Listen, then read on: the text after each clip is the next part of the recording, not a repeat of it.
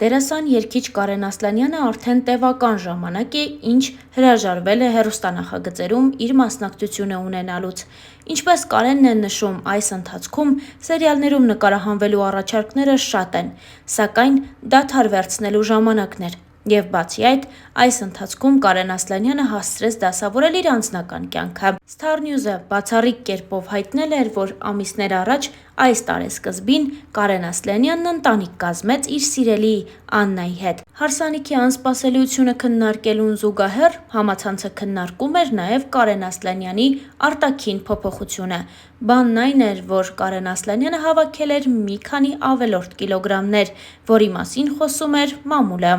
Եվ ահա, Կարենն իր ինստագրամյան էջի սթորիս բաժնում անդրադարձել է իր արտաքին տեսքի հետ կապված փոփոխություններին, մեկնաբանել այն ու նշել, որ ամեն ինչ անում է կրկին հին քաշն ունենալու համար։ Բացի այդ, Կարեն Ասլանյանը խոստանում է նաև հաճելի անակնկալներ։ Բանն այն է, որ նա վերսկսում է իր նկարահանումները, նոր հեռուստասերիալներ ու նախագծեր։ Այս ամենի մասին խոսել է Կարեն Ասլանյանը։ Հոլովակը ներկայացնում ենք ձեզ։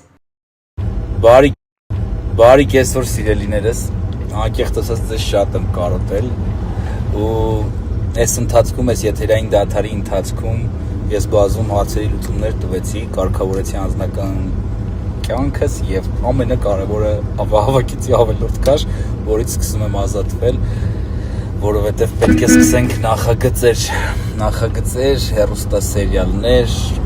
25 մասանոց ֆիլմեր, նշեմ հովանավորները եւ նկարահանման տեխնիկան ամբողջ ընթացքի մեջ է եւ արդեն կարծում եմ մոտ ամիսներ հետո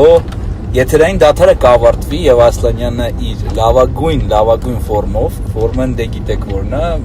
մարմնի կառուցվածքը կվերադառնա եթեր։ Նշեմ այս ընթացքում շատ են եղել առաջարկները, բայց քանի որ ես պատրաստ չեմ եղել թե հոգեպես, թե ֆիզիկապես նկարահանվելու այդքան նախագծերից հետո։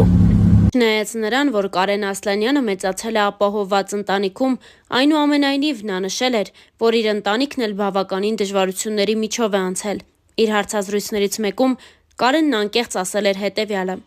«Մենք շատ դժվարություններով ենք անցել։ Նենց չի, որ մեր կյանքը հեշտ է եղել։ Իմ հայրը իր ամբողջ կյանքում աշխատել է ու հիմա էլ է աշխատում։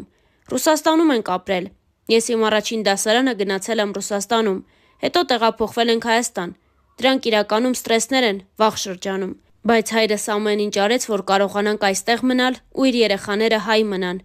ու հայկական մենթալիտետով մեծանան։ Եթե անգամ մեր մոտ շատ վատ լինի, ես միևնույնը ասելու եմ, որ շատ լավ է, որովհետև ես երբեք ցույց չեմ տա իմ խնդիրները, ցույց չեմ տա, որ ինչ-որ բան վատ է։ Վատը ես իմ ընտանիքում, իմ ընտանիքի հետ կհաղթահարեմ ու ամեն ինչ կլինի լավ։ Ես լացող մարդկանց հոգեբանությունը չունեմ, ոչ էլ մեր ընտանիքը։ Եղել է պահ, որ մեզ մոտ այնպիսի վիճակ է եղել, որ մտածել ենք ոնց ենք այս վիճակից դուրս գալու, բայց Աստված այնպիսի դուռ է բացել, որ ամեն ինչ լավ է եղել։ Երբ դու քո քրտինքով ես անում, երբ չես խաբում ոչ քո պետությանը, ոչ քո ընկերներին ու անում ես քո աշխատանքը, այդ ժամանակ Աստված օգնում է։